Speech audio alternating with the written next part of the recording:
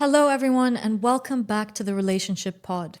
I'm Sarah Boutros, your host, and today we're diving into anxious and avoidant relationship patterns. We're going to talk about what they are, why they're so painful, and why they can feel impossible to change once you've been stuck in them for long enough. I had the pleasure of sitting down with Drew Daniels.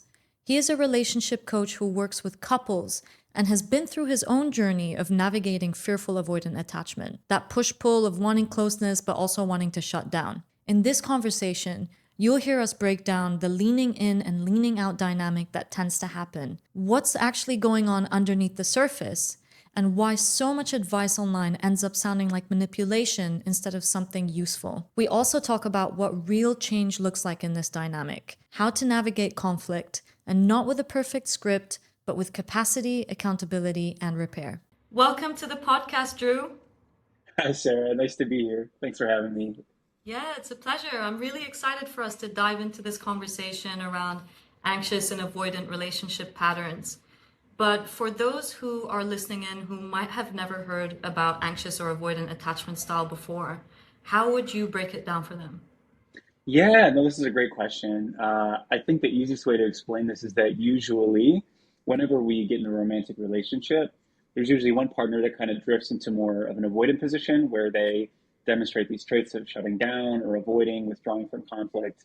And then there's usually a partner who kind of goes to the position of being in more anxious pursuit, where they're chasing, they're maybe having some self-abandonment, and in this, it creates this dynamic where the anxious partner constantly is chasing and pursuing to have intimacy, closeness, connection. And the avoidant partner is afraid of intimacy and vulnerability. And so they withdraw and they're afraid to really feel their shame or feel their pain. And so their biggest fear is to be controlled. And so in this dynamic, there's just a lot of problems that kind of show up. And I think the way that I like to explain this that makes sense is there's only two directions that we can go. We can go in towards somebody and out away from somebody. And really, these attachment styles are strategies that are going into overdrive. So if you're the anxious position, you're really trying to go inwards and you're chasing towards. And then if you're avoidant, you're withdrawing and trying to go away. And so these dynamics are really tricky, and a lot of it depends on our family background and a lot of different ingredients that kind of make the proverbial cake. And so there's a lot of complications that can come from it, but that's how I kind of explain the phenomenon overall. Yeah, I really love the phrase that you used, which is like leaning in or leaning out on overdrive. Yeah, That's so yeah, cool. I've never thought about it that way, but it's such a simple way to understand it. And I definitely resonate with the leaning in on overdrive because that was 100% my pattern for a lot of my life. Based on what I've understood, these two patterns, they exaggerate each other. So when yeah. the avoidant person leans out, the anxious person wants to lean in even more, which makes them want to lean out even more, right? So tell me a little bit more about what else happens in that dynamic and why can it be so problematic? Wow. Yes. These are such good questions. And to anyone who's listening, you just have to know the type of person that I am because I have literally like 1,000 thoughts on this because yeah, per what you just shared, Sarah, like this is my experience. So if you maybe don't know me, I share a lot about being in that avoidant position where you're constantly maybe like withdrawing, you're afraid to be vulnerable, you're afraid to be accountable. And but also just there's kind of a, another attachment style where you can kind of have all of these traits. So you can have all the anxious traits and all the avoidant traits and do both strategies, and you're kind of uncertain which one to choose. And that's called fearful avoidant. And that's the one I actually would have. So for me, like I can relate to both sides of this, and I've been on both sides in my own marriage. Like I've flip flopped around where a lot of times I'm in the chasing position and the anxious side, or in the avoidant position, withdrawing. And so to answer your question, like what are some other, experiences that happen on both sides of this? Well, what I notice, and so I work with couples in this, but what I notice is for this anxious partner, it, classically is stated that it's a death by 1,000 paper cuts, right? Where this partner tends to feel like they have to give this really wonderful performance. they feel caught in what I call a double bind. So they feel like if I share that I want more intimacy and closeness, then that automatically triggers my partner into a shutdown. They feel like they're being controlled.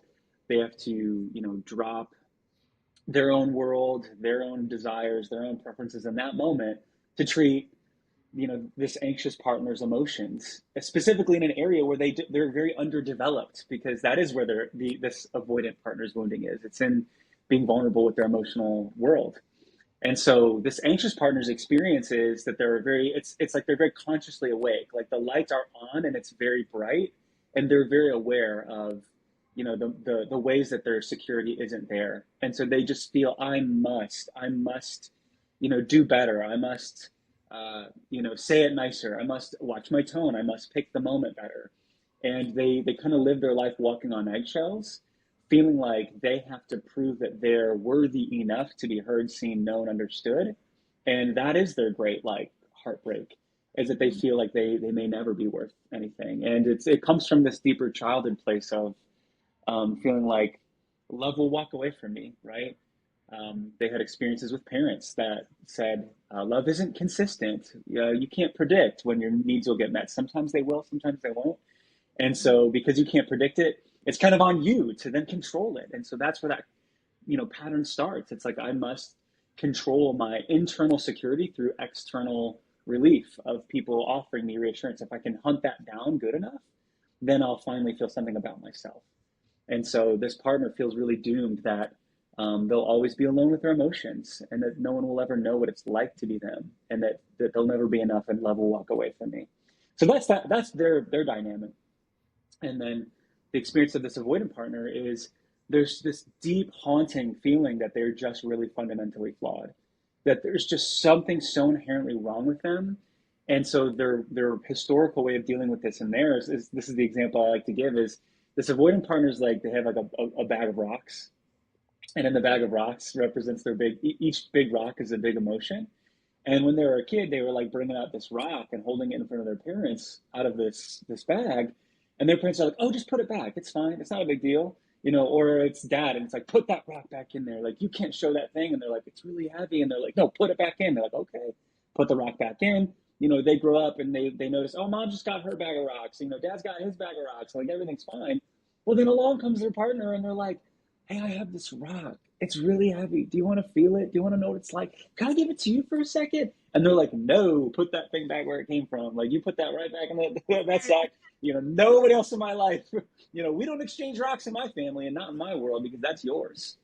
And so for this avoidant person, it's like the biggest, most classic example I'll use is like they're like a balloon with too much air, and they're just afraid that when they have to deal with their partner's emotions, it's going to pop them. Like they're just going to explode. And when they explode, it's just going to be more proof that they're fundamentally flawed and that they sabotage everything. They can't have good things. And so it makes them double down in just being angry or resentful, or shutting down or walking out the door, or shutting down communication entirely, because they're just so afraid to face this possible reality that who they are is a bad person, and that their partner sees right through it, and that they'd have to confess to it. And then if they confess to that, then essentially they're signing themselves up for the rest of their life being quote unquote prisoner of their partner's emotions, and that their only ticket through is to behave and obey.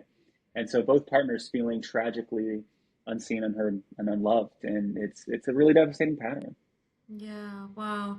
I really felt a lot of empathy for what you're saying there for both sides, because it's like they both just want to be safe and they're trying to Yeah. find that safety in different ways. But they're kind of operating from a very similar wound, which is feeling like they're not enough and not knowing Yes. with that. Yeah, it's very sad.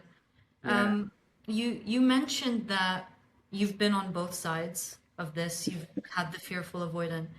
Do you feel comfortable sharing a little bit more about your personal experience with this, and how have you got to the point today where you're super vulnerable? You're here, you're talking Oh, about, you're talking about your experience, and you've clearly done a lot of work to get here. So, what's the journey been like? thanks for that, Sarah. Yeah, I think for me, I think. again, there's a part of me that like the type of person that I've just so happened to be is somebody who just feels a deep need to be very honest about my emotional world, or very deeply honest about just my struggles. It just feels like maybe this is a protective part of me that feels like it must just like own who it is to be seen, or to feel like it's okay to be who I am in the world, right? I think that's just a part of me that's always been there. But yeah, I think for me, so this is a little bit of a, ooh, here we go, vulnerability. Oh no. Oh no. We'll bring you to Uh, the test. oh yeah, the test is live. But I would say, I would say that for me, so a piece of my story is that, without going too deep into the actual narrative, there was a huge decision I made as a teenager and young adult where I really felt like it was right for me to not pursue relationships. So I didn't. Part of that was because my parents divorced when I was 10, and I would say like that was the primary like kind of motivator, was having that experience of feeling like, I never want to have that experience myself. I never want to put myself where I hurt my family, or I hurt my partner, my future wife. And so it kind of put me on a pathway where I really wanted to get it right. I wanted to get relationships right. And so it made me shy on dating. And so in that, I was just very anxious and maybe a little too romantic as a young man. I don't think a lot of, just a side note, I don't think a lot of women know how overly romantic men can be actually in their mind. And it's like a very maybe they do. Maybe that's actually what's happening, is that men will show up on dates, creating an ideal relationship, in their Mm, mind. And then they show up, and yeah. usually women are a little bit more on that defensive of like, hey, I don't even know who you are, dude. And I Yeah. was in that. That happened to me when I met my wife. I Mm, like showed up kind of with an image of what I thought, me and her could or should be, because I was new to this dating thing, and mm, she had had a lot more dating experience. And so all of a sudden now I'm faced with all of my anxious feelings dating, my now wife, who we've been married for 10 years, and then all of my avoidant traits as well, that I felt like a lot of hurt early on, because I just had such a lack of safety, so much anxiety, that it essentially made me shut down and just polarize to this mm, avoidant position in the marriage, where I was like, I have to shut down vulnerability, I have to shut down innocence, I have to feel. And it wasn't like I was saying this out loud. Like the way it actually showed up was just like exactly what you think, like shutting down, denying, my part of accountability, denying that I had big emotions, trying to convince, my wife and partner that, her ingredients were worse, or, were worse than mine. And I mm, couldn't see that at the time, because what was happening inside of me was like in my heart and in my body was just a bunch of overwhelm, a lot of hurt, a lot of shame. You could call it trauma, whatever it is. And that is making me feel like I need to protect, I need to defend, I need to advocate for this hurt. And in the process, I'm just damaging and injuring this bond between me and this person, because I'm just fighting to be seen and heard in this like more assertive way. And so for all that people online can look at me and be like, oh yeah, Drew, like you're really transparent and you're vulnerable. It's like, yeah, imagine marrying this dude who's like too online, whose lights are too on, and now he's like being very assertive, and it's like, well, okay, hold on, this is too much, man. Like, and I didn't mm, realize I was making so much of my emotional state my partner's problem or responsibility. And that's yeah. something that I've walked back, had to walk back for quite a number of years, between me and my wife. So all of it to say, my experience was a lot like, I mean, without going so deep into it, the way it animates itself in your head, the avoidant, just like feeling like just so much frustration and anger is there. And then the anxious part is just like this devastating hurt, like this like inner child that feels like it'll never get seen, soothed, and safe.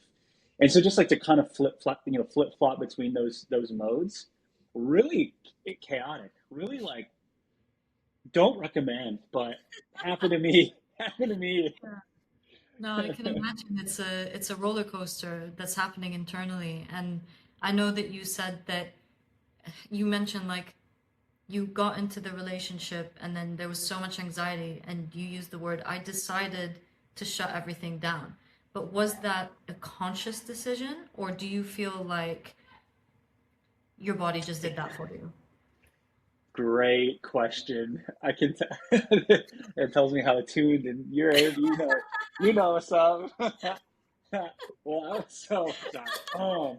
So I would say that honestly, this sucks. I hate admitting this, but oh yeah, I think I knew. I knew I was doing You it. knew. I don't. I would say most avoidant partners don't. Yeah. They know it from like the complaint. They'll say be like, oh, like my partner X, Y, and Z is bad, so I shut them down, right? And they'll just be like, whatever, that's their issue, and like it's just a very like I can't deal with this. I can't be here. Yeah. For me, I had that for sure, but it was primarily like I feel so hurt and turned around. Like I must do this to keep myself safe Okay. Yeah. and Yeah. feel like I have some sort of power and control, which I want to just, that sucks to say out loud, but that's true. I now knew how it.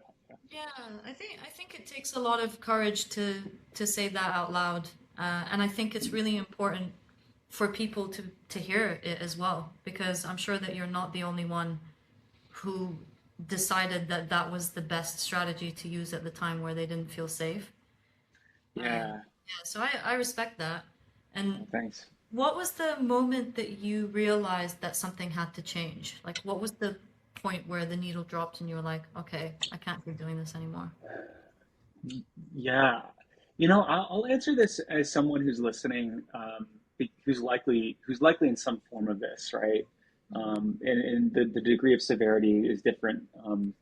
But I think for me, and this is probably the most truthful answer. So I've been married for 10 years. For those listeners who are wondering, I've been married 10 years to my wife. Um, and I would say it's like I always knew. I always knew it had to change. And I would say most avoidant partners that I meet, like they know that this is an issue. They know that they have a part in it, but there's such a stubbornness that exists because you're just so convinced, like, oh, if my partner just changed their footing, then I Mm-hmm. wouldn't have to react like this. Again, it's a very blaming, defensive kind of way of thinking. But for me, that's there. I was trapped in that. I was like, how do I get out of this while my partner's still, maybe aggravating some things inside of me? And I would say only until, and in 2019, my wife and I found out we were pregnant. That was like a bigger shift because it was like, if I can't handle my reactions around this grown person who's maturing online, how am I going to do this to a child? Who's not online, who's going to react from their impulses? And that Mm-hmm. was like a huge motivator for me. And then as I was in therapy and like discovering more things about myself and ways I felt and patterns that showed up, I think it was a really gradual light switch. There was like those dimmer lights that slowly went on, and then there's some pretty significant moments that are just more a part of, that are more for my marriage, right? That are were just like some really traumatic, eye-opening things of like, wow, I really am like this, and it crippled, me from like an emotional standpoint of like I truly don't know how to, face myself.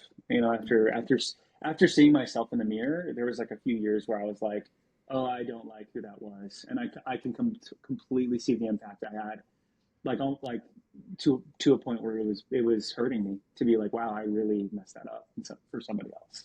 Yeah, wow. And that in itself takes a lot of courage, I feel, to look at yourself in the mirror and go like, that's not working and I need to do something about it, especially if you're someone who has spent most of your life being convinced that you shouldn't pay attention to the rocks that you're holding. I can imagine Yeah, confronting, yeah. I think a lot of avoidant partners, who many times tend to be men, I think a lot of I resonate with this for men is like, yeah, it's almost like the very thing that could destroy you and hurt you or sign you up for a life of what you think is suffering is actually the way through. Mm, And why it's like that example where it's like every movie is the same story arc where it's like act one, character gets invited to an adventure. Act two, they try to solve it in all the familiar, comfortable ways, but don't, and hurt people in the process that they love. Act three, they realize they access their vulnerability, and it's to do the very thing I've been resisting doing this whole time that solves this problem. And then Act four, I restore relationships. And I truly think that that is how it feels. It feels like dying. It feels like you're dying when you, as an avoidant person, person with avoidant tendencies, when you have yeah. to face your shame. Yeah, I can imagine. Like, there's a reason why you shoved all the stuff to the side in the first place. It's not Yeah. fun to look at, but yeah, I can totally see that.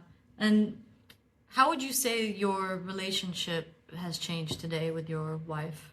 Oh my goodness. I mean, I would have never believed how good it is. today compared to where we were in some moments. I think today there's such a patience and such a beautiful space to navigate conflict and such a peace and a consideration and a care. And there's such an ability I notice in myself to withstand discomfort and to sit in a lot of really powerful moments and really take care of somebody else that I never truly like was able to do and to repair fights over and over again. Oh my gosh, I think one of the dirtiest secrets for couples who are like in this trap, the dirtiest secret is that there's probably a lot of couples that feel like they if they were honest, they've never actually solved a fight. They've Interesting. never actually repaired it. Especially the folks who I work with. There's a feeling where it's like once things got bad, it felt like we never actually put things back together. That they were always broken. That we never actually came back together. Wow. And I know what that's like. And for me to actually feel like I have, oh my goodness, like hundreds of experiences now in my heart between me and my wife that show me that like this is possible and like you can have trust is like, oh my gosh. Oh, that's So yeah, stunning. That's yeah, really it's stunning. different. Yeah. And did your wife have to do some work on herself too? Or did you Yeah. feel like it was mostly resolved through you taking accountability for yourself? Yeah. Yeah.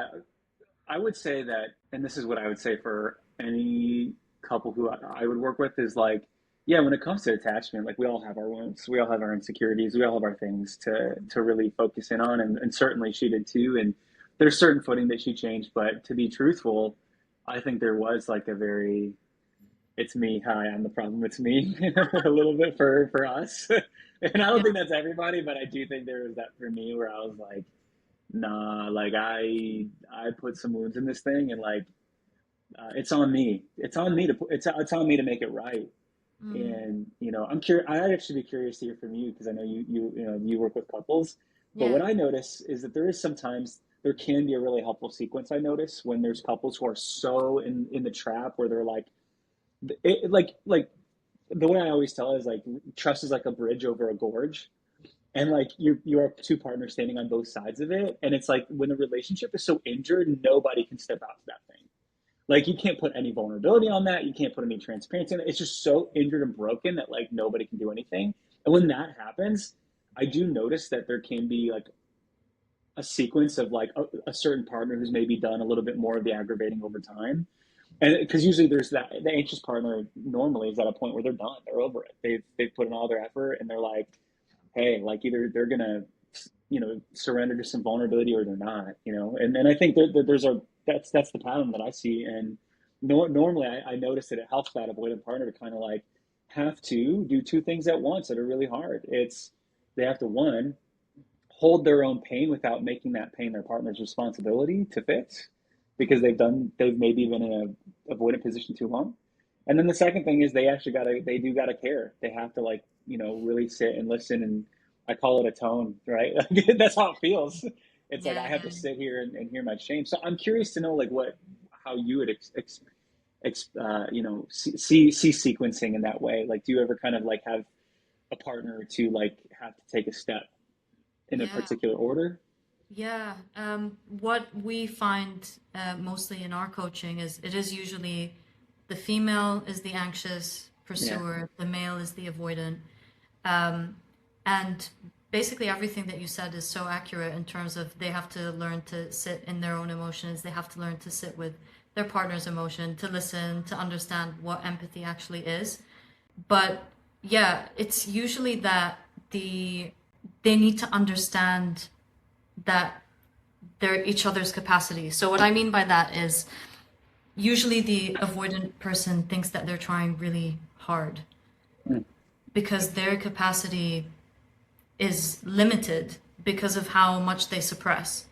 And the anxious person is over functioning and they're trying so hard, but the avoidant person doesn't think they're trying hard enough to back off. So there's like this tension where both of them feel like they're not trying hard enough to make the other person comfortable, when in reality, both of them are trying extremely hard to just try and fix whatever is happening. And explaining this idea of capacity, I find makes a lot of sense for the person on the avoidant side because it validates their effort. Like you are trying really hard. That's not fake, that's not Yeah. invalid. But what is your effort? Is your effort leading to the outcome that you want? And if not, like what's the thing that you have to do there in order to fix it? Which mostly comes down to what you mentioned, learning how to sit and listen and to have Yeah. empathy. Yeah. You honestly summarized something that I probably couldn't have said so well. Like I wish like I feel like I'm gonna just like clip that one sentence and start using it with my clients because I'm like that's exactly what I see too, and Yeah. exactly like the compassion that feels like a missing puzzle piece, like that compassion, because it Yeah. does seem like, and especially like I've attended traditional couples therapy, and obviously like when I first started coaching, a lot of my work really kind of felt like that, where it's just like let's take the problem of the week and just like try to like compete over it here today. And what you just said is almost like the perfect kind of way to disarm that because it is true. That's the pattern we see. It's like people are trying, they just don't have the capacity, and it's not resulting in what you want. So like what if we had to be honest, like what is that thing? And it's vulnerability over shame. And we Yeah. use the fancy terms, emotional regulation. We use the fancy terms of nervous system and all these things. And that honestly, like I heard that forever, and you hear it, and it's so clinical, and it's the truth. But it's like when you're in, it's like a movie scene. When I'm there in the kitchen having a fight, like I can't. It's not on my mind. Like I know the information's true, but I don't have the wisdom in my heart because I haven't done it. And I think Mm. that's what these tools do for us. It's not that we need the more information, we need the wisdom of actually doing it and feeling through these really rejected parts that have never seen the light of day, for uh, in our heart, Yeah. So Oh, yeah, it's a challenge. it's a real challenge. Also, just like uncoupling the narrative that you've created about what it means to have upset somebody or what it means to actually feel something. That's really difficult. You actually posted a reel, I can't remember when, but you said something along the lines of when one of the pieces of advice that you give to avoidant partners in order to like move out of the relationship dynamics where there's high conflict is like allowing yourself to really feel what the other person is feeling Mm. and allowing yourself to surrender to your own pain and to that other person's pain, like let yourself care. And I thought that was really beautiful. And my question for you is, how do you put that into practice with people? That's a great question. Like Yeah, how I would. listening now, like what would Yeah. you advise them to do? Yeah, okay. So I think just so I can clarify, are we Mm, are we saying maybe like in the moment of like a conflict or a fight, like how would we put this into practice? Like if you're an avoidant partner, would that be helpful? yeah, yeah. Okay, so this is actually a right now thing I'm kind of really like processing through just based on seeing it a lot and then living through it. I've lived through some like years and years of trying to helplessly put things back together. And I would say that for me, when I talk to avoidant partners, I just give them the expectation that it's not, I can't give you a script of how to solve a fight in 30 minutes. And I get a lot of curiosity around that. Like, what do I say? Is there a script you can give me? And for all that I could give you, I feel statements and I could give you all these things. Like, I just know for 100% fact, if you're that avoidant, you're not doing that. I love you. You're not doing that. And so what I've been like trying to think like so this is what was my thought, like what's a better way to like teach somebody. And so I kind of have and I won't go too deep into it because this is a part of my program a little, but I Yeah. have like a four step process that I kind of like help like avoidant partners. The first thing I call it is catch the baby because it makes more sense. It's like just imagine the conflict is a baby that's falling and you just got to catch it. And discomfort's going to be there and there's nothing you can do about it. There's never going to be a good time for fights. Of course, there's certain moments where it's like if you're like in a social setting in a group, it's not a good time to pick a fight right there, right? But for avoidant partners, that's the feeling. Like there's never a good time because it's either like I'm resting or I'm busy or we're on our way to something and I don't want to spoil this experience. And if you actually like look at it, there's always going to be a bad time to talk. And so for that avoidant partner, I'm like, see it like weather. It's going to rain, and you can't change rain. You are gonna. There's just discomfort. There's emotion here, and the only way out is through. So just catch it. And Mm, I kind of teach them, the goal in that phase is not to like, it's just to prevent injury. Like Yeah. truly, like just prevent injury by not, saying things, really being ultra defensive or trying to like correct information because you think by correcting information, like you're gonna just all of a sudden change their deep emotional wounds. No, you're not doing that in that one moment. That's not happening. So like Yeah. that's kind of like one thing. The second one is really teaching emotional regulation tools, which is like how to really sit with feelings when you're alone. And so like there's a whole process with that. And the third thing is I call it it's like the I call it the lid. Like you have a lid. It's like you're this is the thing you're going to suffer. Almost there's three conversations. It's LID, which is what's your loss, what's your identity fear, and then what's your double bind. And those three things are always going to be a lid. Like you will always have to process those as a spouse and a partner, as an avoidant person, forever. It feels like you're going to have something you're losing: experiences, autonomy, independence, freedom. There's going to be an identity fear. I'm fundamentally flawed. I'm weak. I'm incapable. I'm undesirable. I'm not chosen. Whatever. And then a double bind that I can't have what I want, and by having what I want, I hurt my partner, or I can't say what I want because if I say what I want, then I'd hurt my partner. And those three things are skills that of learning how to express what it's like to have your lid. And Wow. it's so appropriately titled because it's yeah, it's I've also called it the three-headed monster because it's just there.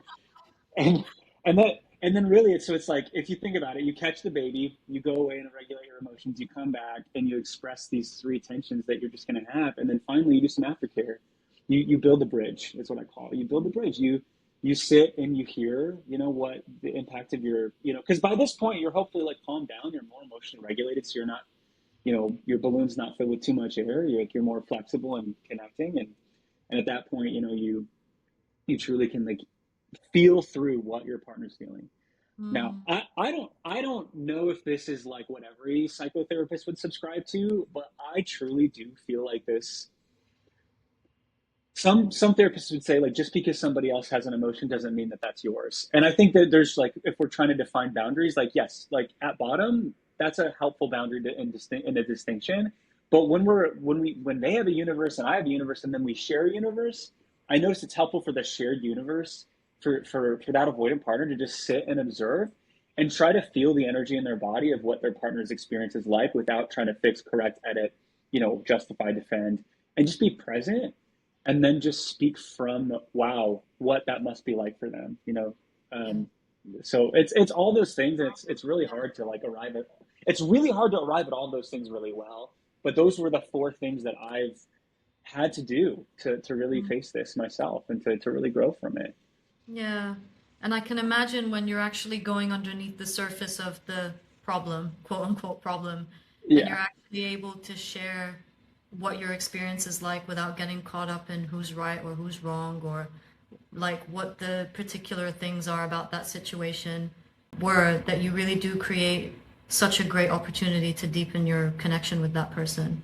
Oh my gosh, yeah. I think for me, a long time, I thought connection just was what's known as enmeshment, which is a fancy word to say that our emotional states are fused as one thing, that whenever you have a feeling, I'm going to have that feeling, and that we're supposed to just share in the identical experiences of all times. And so that made me feel like we needed to compete, or I needed to compete. So that this fuse that we have, we're feeling the right thing, and Mm. usually, sadly, it would be what I wanted, right? Centering my own experience there. And I realized that that's enmeshment and that's not healthy for bonds. What's actually helpful is to detach a little bit, become your own individual, and then come back together to like truly like almost vacate yourself Mm. to be present for somebody Yeah, else. for And sure. like then it's two people coming together to form one connection. And that was so much more helpful.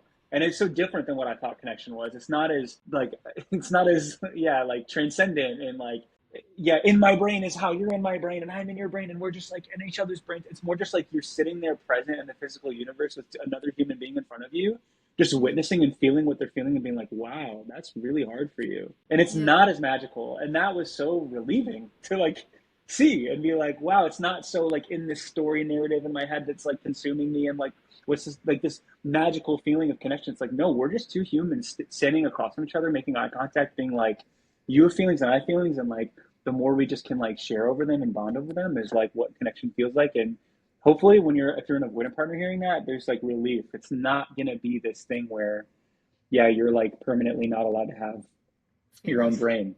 Yeah. Yeah. And when you say that you experienced that enmeshment, would you say that that was more from your anxious side or was that from the avoidance side? Ooh, I would say definitely anxious side, but I Mm, think again, I think, and I know that this is like a very, again, if we're speaking attachment styles, I know this is a more fearful avoidant thing. yeah. However, the amount of avoidant men who instantly know what it's like to be in the anxious position, the Really? second, oh yeah, oh absolutely. I mean, it's like you can see it with physical intimacy. They all, now that's usually one of the first things that in anxious avoidant dynamics I notice is like that's the one time that avoidant partner is truly in the anxious position. They're like, I want physical intimacy, I want more of it, and they feel like they're chasing, adjusting their behavior, but they're not actually doing the thing that they're not getting emotional connection or removing the mental load or whatever it might be. So that's one. But then I think for a lot of avoidant partners, yeah, they get very anxious the moment that anxious partner truly says their no and is very Mm, secure in their no. Like, no, I'm not accepting this as a behavior that I want. And like they actually can put some distance between them and the avoidant partner. All of a sudden that avoidant partner is right in that anxious space. And wow. so I think I identified both of those. Yeah. The double portion. Okay, wow. And is it that the distance is what triggers them into what feeling like they're gonna lose the person? Is it what puts their defenses down? Like, how does that work? Yeah, it's definitely like now I don't know how to say it so clinically, but I think emotionally how I would describe it is I think because so many avoidant partners are so wounded and feeling defective and unlovable, like the reject so it's a rejection wound and it's like I just feel like this is the yearning is like I so badly want to be forgiven. I want to so badly be accepted and to be able to truly move past this. But I know that for my partner, I've wounded them too much for them to truly ever be able to offer that. So now it just feels like I'm going to live forever, permanently never getting the thing I really want, which is Mm, unconditional love and acceptance. But that's not available for me.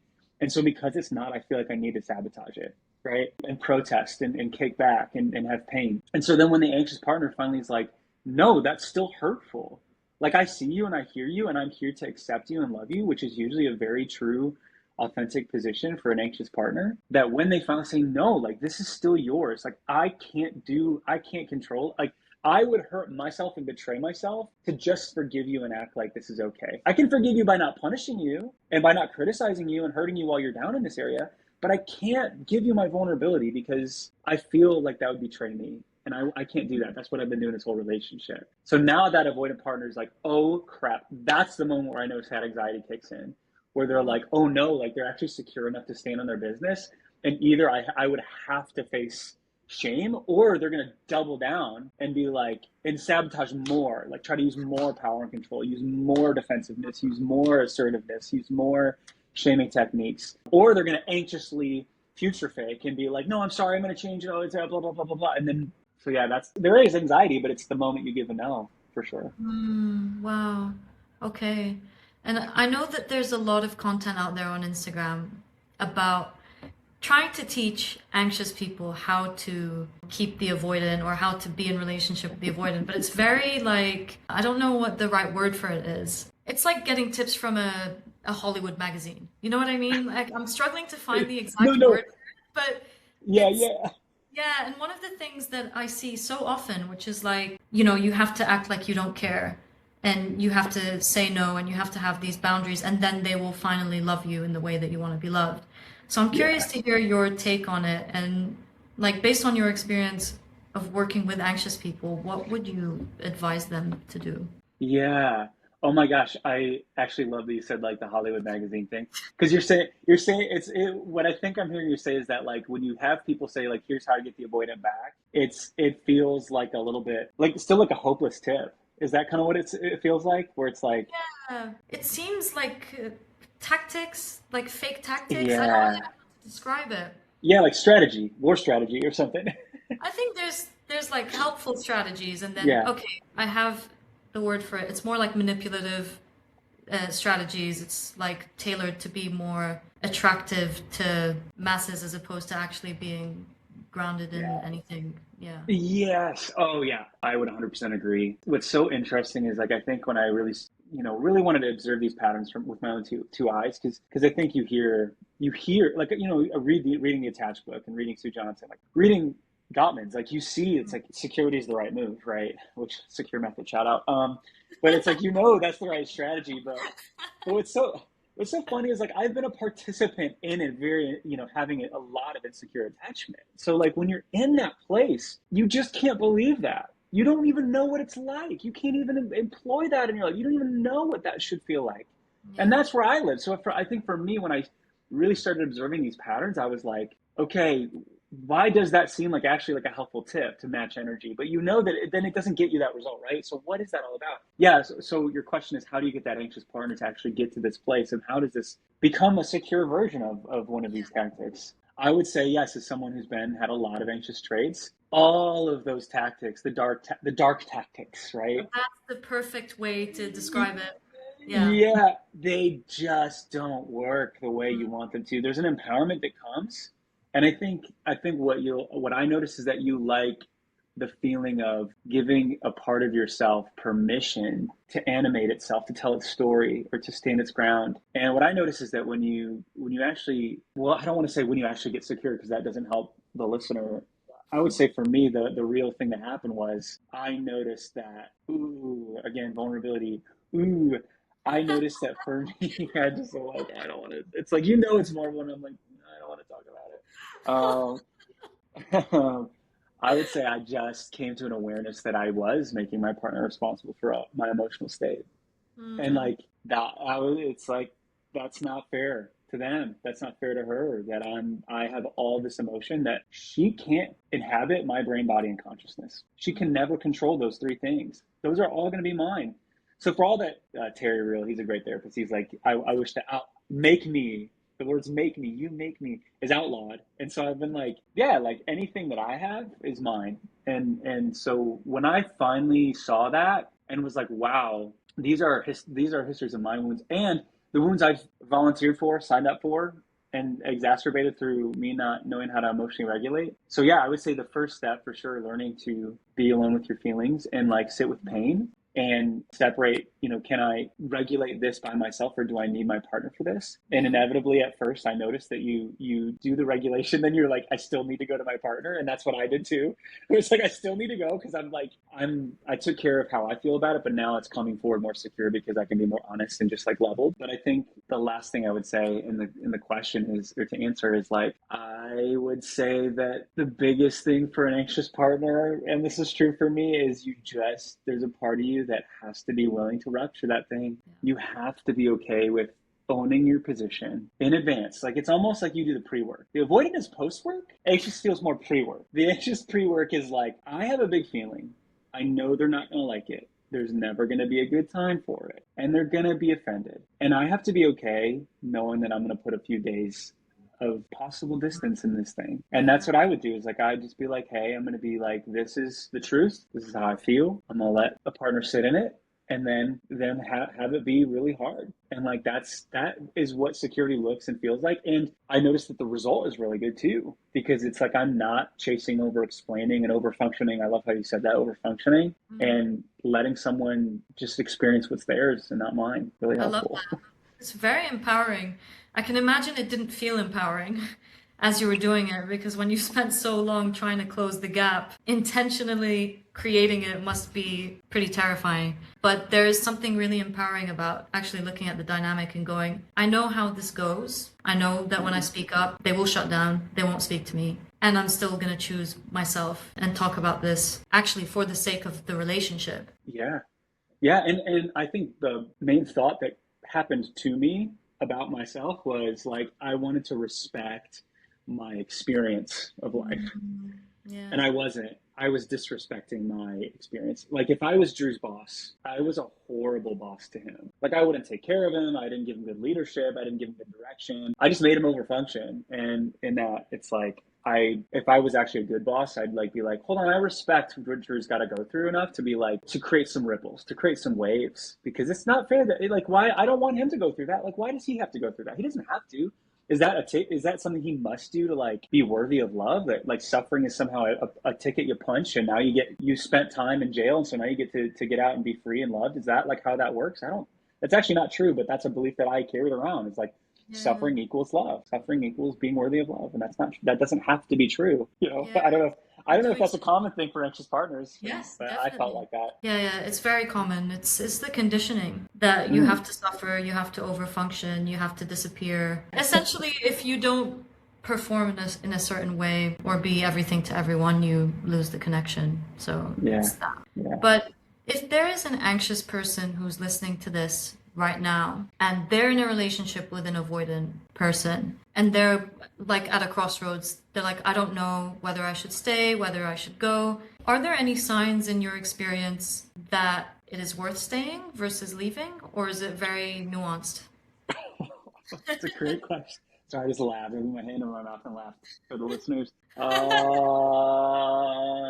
When is it a time that? Okay, goodness, I hate that I'm going to take such a bigger picture look at this. I think I have a lot more hope for younger avoidant men, or I almost said men, younger avoidant partners, just because I think there can be more of like a interest and a curiosity to get it right. I think when you're in a really long term situation, like there's the sunk cost fallacy where you're like, I put so much into this, I don't want to lose my investment. Yeah. And I also think though those like again, if we're thinking about brain neural pathways as like It's so hard. grooves, yeah, grooves in the snow, and you've just gone down the same path a million times. Like that thing's a highway at this point, right? And it's like I think like for those avoidant partners, it's like way harder to like overcome because you're overcoming 20 years of really thick armor, 20 well rehearsed years of armor, and or 30 or 40, whatever. And I think those can be more challenging, and I think there could be more life potentially there. But I do think everything is possible, and I think if we're thinking about dating, like I'll just go to this landscape.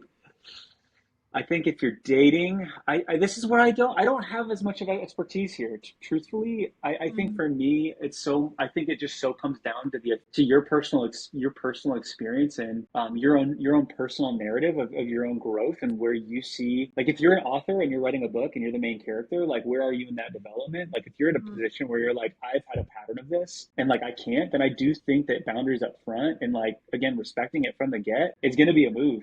And I think there's some of us who might need to, and this is where I have so much grace and compassion, where it's like, I think there's some anxious partners who are like in a second, third, or fourth relationship. They've had a few avoidant partners. They see someone who's a really great person, and like they see the gold. And I think there is something to giving it a try or letting that person evolve. Because guess what? I got married at 24. I met my wife at 21. It took me still 7, 6, 7, 8 years to even like get to the point where I could actually behaviorally change. yeah, Behaviorally change. yeah, And granted, I don't think we had the same resources back in 2011 and 12 and 13. very But I true.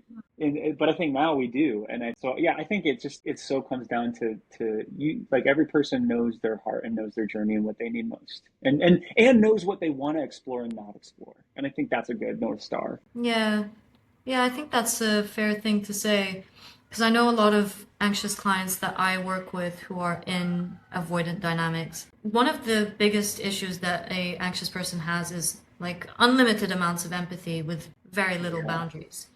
And so now with the amount of information that we have, it's almost like a catch-22. They understand the person's patterns. They understand the childhood trauma. They love this person. They see it. They really want to try their best to make it work. And at the same time, the other person isn't even meeting them a quarter of the way there.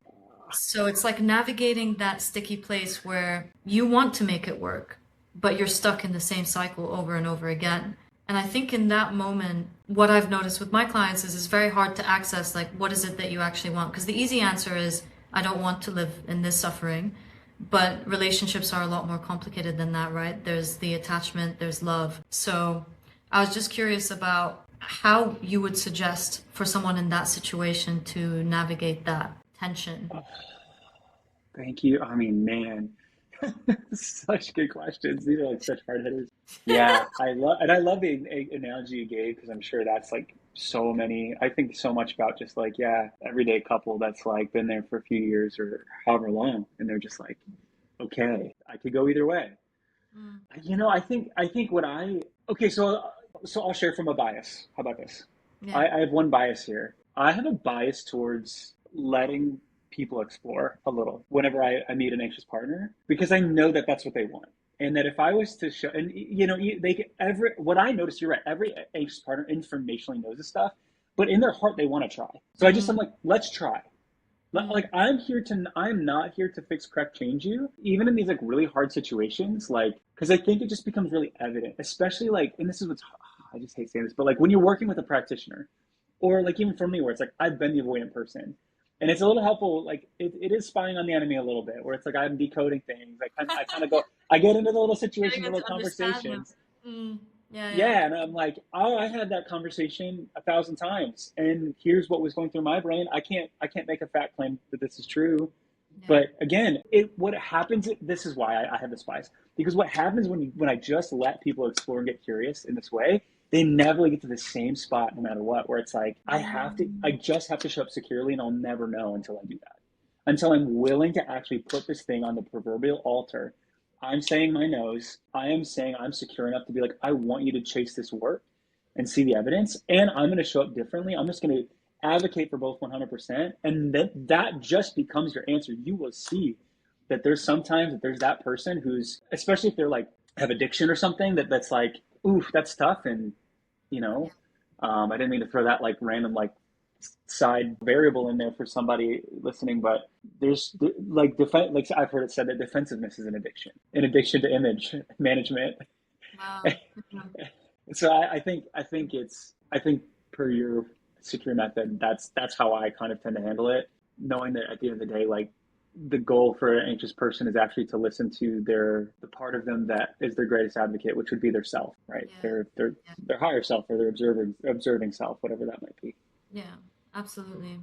Yeah. Yeah. It's when you build that secure relationship with yourself, the path Yeah. becomes clear, Yes. A lot whether more. you stay or whether you go. Yeah.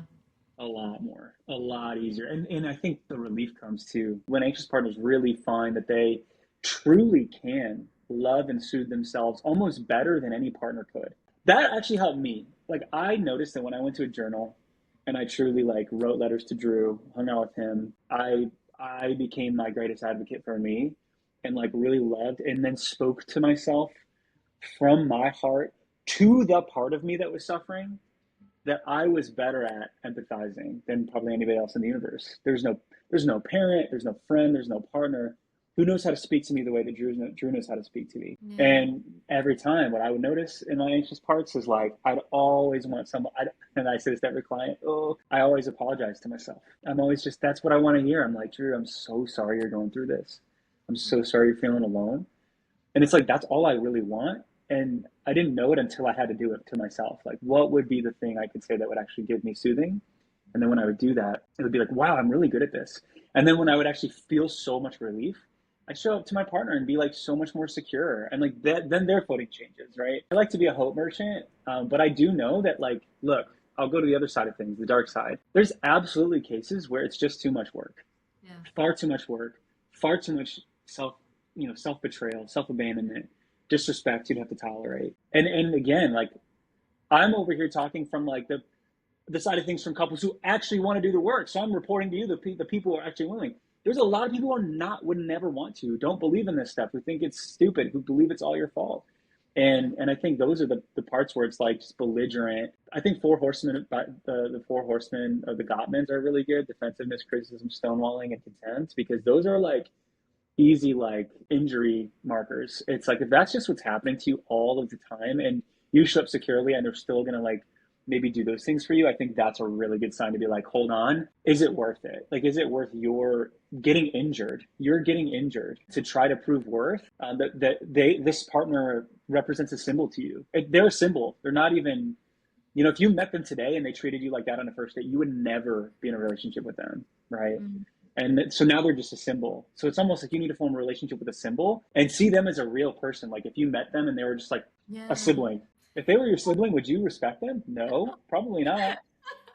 See them as So a real human. that's so You won't true. think that.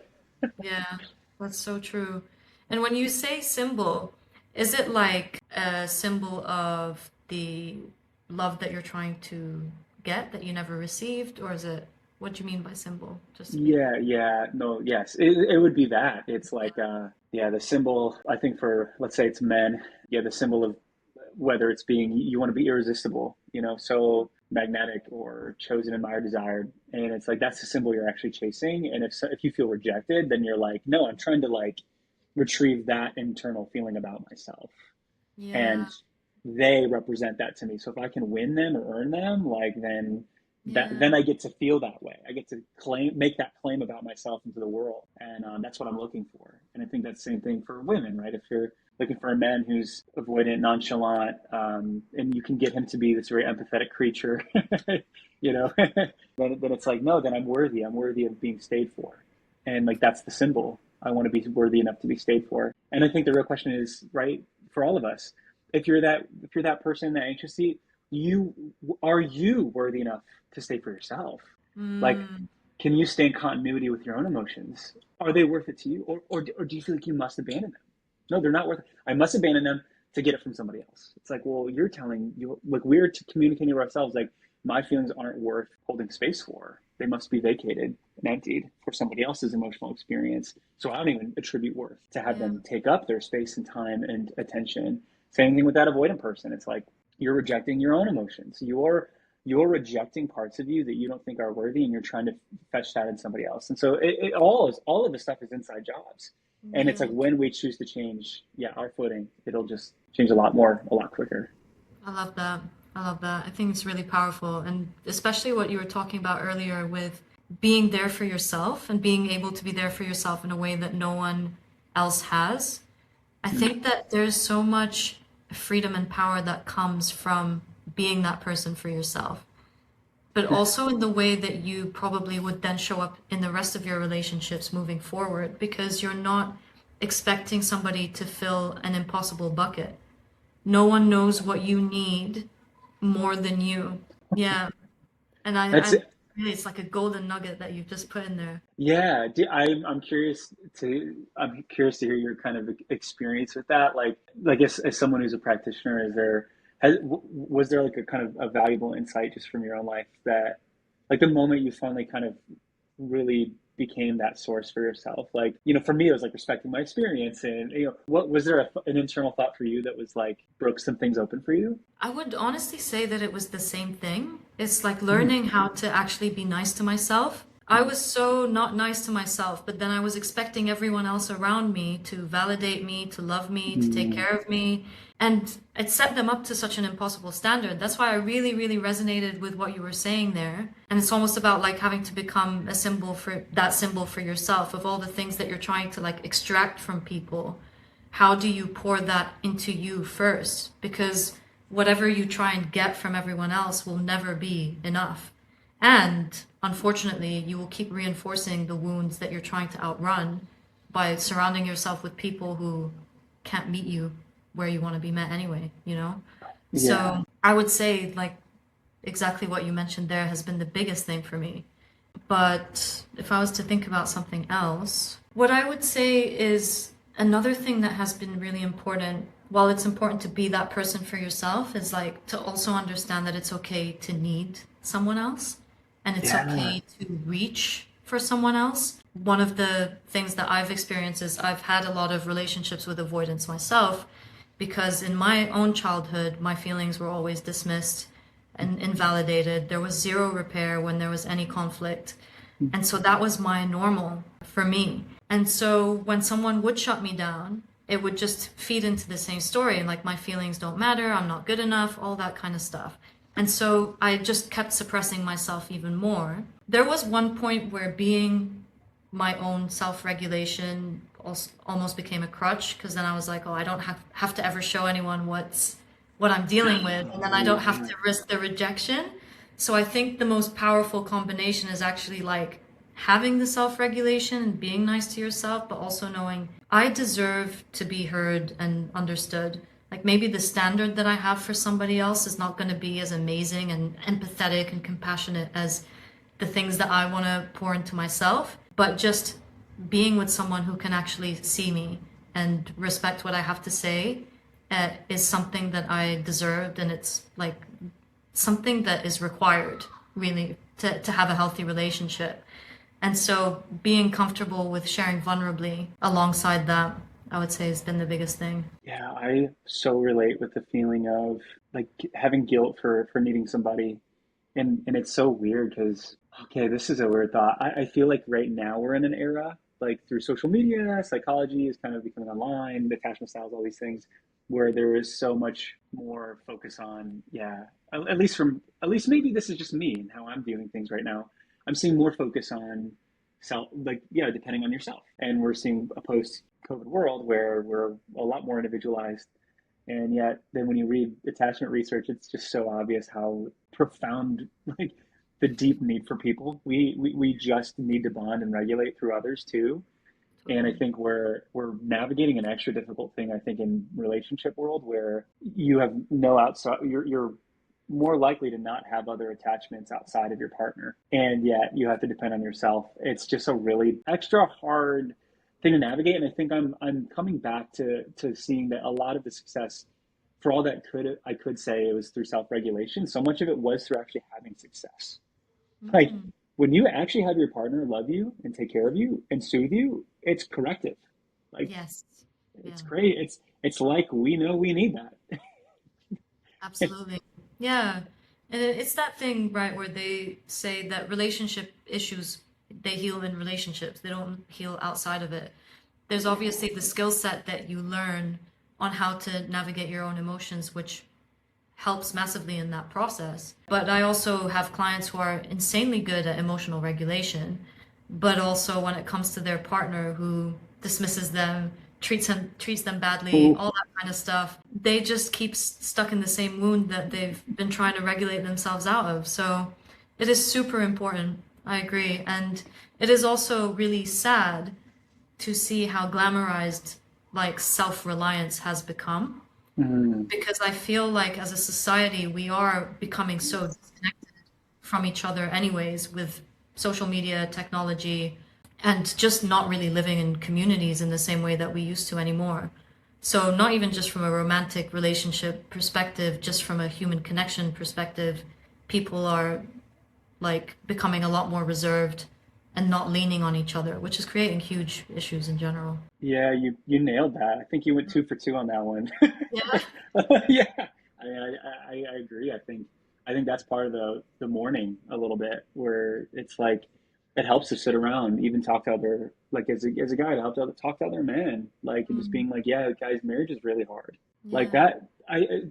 It's interesting, even in a lot of the men's work spaces, that's a huge ingredient. Is like there's just no you can't not talk to other guys specifically because it's so challenging. Especially like I know this because like when you're a guy having marriage issues, you go to therapy, and again, a lot of times the kind of things that are there is like already you're being asked to change who you are, and a lot more often you're going to have like a female therapist, for example.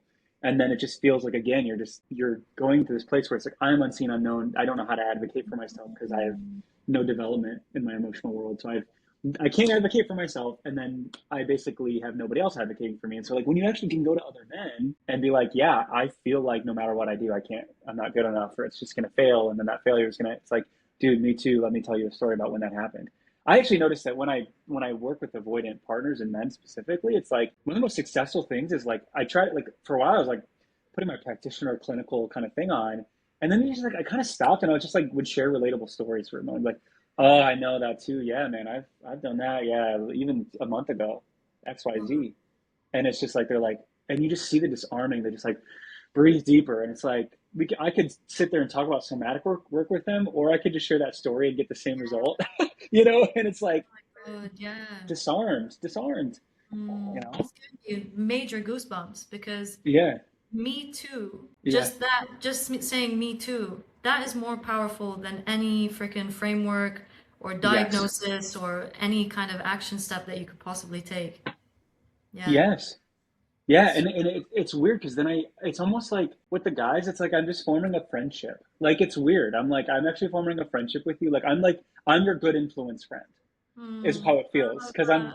Because I just like, I seriously just like share my failures. I like, I'll share failures, obviously protecting myself and that and being really aware of that because I don't want to do anything to betray myself either. But it's like, yeah, I'll essentially, hear them and it's like, it's sweet. Like, they come back with little golden retriever boys because they're just like, yeah, yeah, I've been trying better. I've been doing like they're actually putting effort because they just like want to be a good man again. They like want that like kind of innocence, which is Yeah. really like what you find when you're a guy and you have that not guy or avoidant partner. Obviously, this happens with women, but when you have that fundamentally flawed part and you actually meet with it and you let your body surrender to feeling exactly what that feels like, which is just going to feel like I hate who I am, I'm disappointed in myself, and it's like a visceral like I want to die feeling in the body. And then when you're there, what you just feel the innocence come back. You see that you're actually just love and light at the center. That this part of you just has wanted to just to love and be loved, but it didn't know how, and it felt like that wasn't truly available for this part of you. And so it felt like it needed to put a mask on instead. That was going to be better at getting love and connection than just being yourself and the innocence and the part of you that's love. And I think it's like once you actually just emotionally regulate and face these like defective parts and you just sit with them, they feel like who they actually are is love. They actually feel like who I really am is innocence. And I did the worst betrayal of all, which is betraying myself. And the Mm. hurt that comes from that, of trying to take control and to dominate and to domineer instead, that's where the shame is, where it's like, oh, I have done this in trying to not face the truth of myself, that who I really am is actually a lot more loving and innocent. And I just haven't liked that. I felt like that wasn't allowed and was actually going to make me be weak and hurt in this life. Wow. It's, That- yeah, That's very moving. Very yeah, moving, yeah, honestly. yeah, And yeah. one of the questions that I had for you was if avoidant partners would want their anxious partners to know one thing, what would it be?